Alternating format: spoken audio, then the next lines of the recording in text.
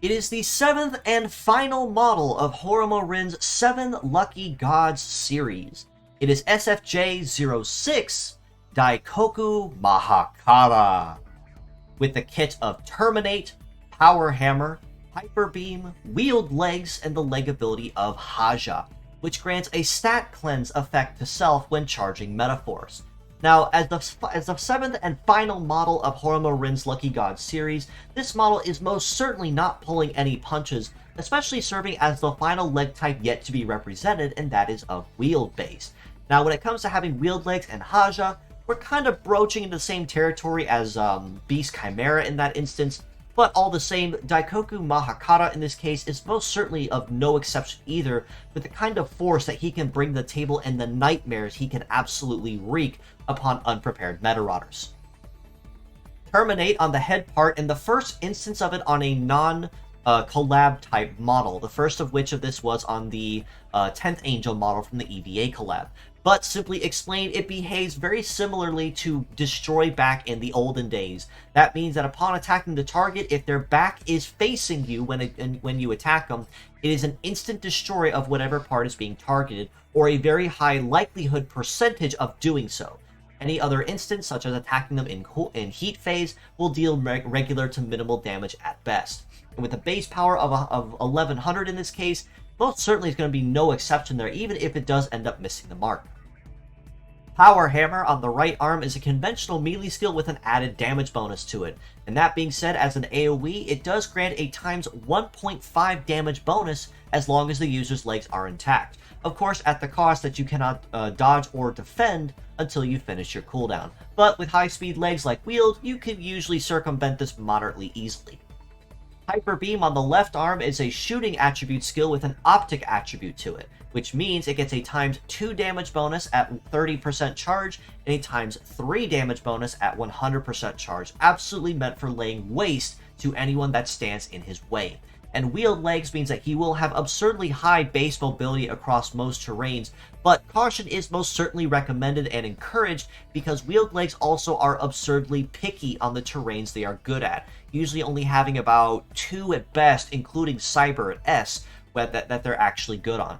But if you exclude the leg matching for a minute, the kit that it has alone already makes it an absolute menace on the field.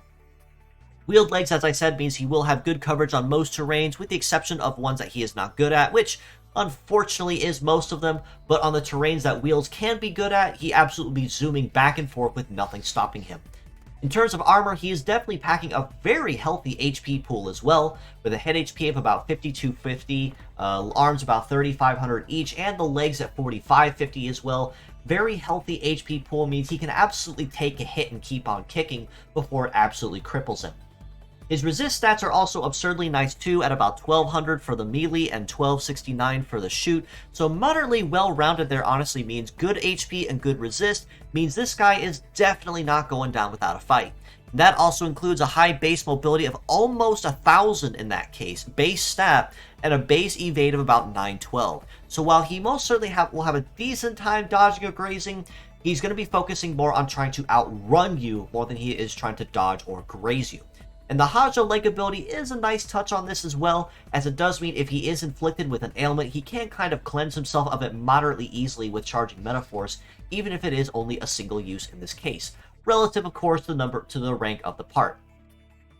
That being said though, as a pure set score, I still do have to rate him a pretty solid 7.5 out of 10. While Hyperbeam does give the implication of being a Metaforce reliant, Metaforce sustained type of fighter, Daikoku Mahakara in this case really doesn't need it to a point, because between Terminate and Power Hammer, he can kind of hold his own moderately well without really needing to focus on Metaforce sustain. And once he does get a charge up and running, then he could consider using it to a point and kind of balance between the two. Even if caution is best recommended between all of his parts, because it does leave him wide open on his cooldown no matter which one he picks. In addition to this, because he is a wheeled-legged model, exercise great caution and look ahead of time at the terrain you're fighting on to determine if he's going to be viable or not. Because if it's not arena, city, or cyber, you probably will not be making very good use of him at all, because on any other terrain aside from those three, he's going to be really chugging behind even with those high base stats. As mixed parts, on the other hand, I do very easily have to rate him just a little higher at an 8 out of 10.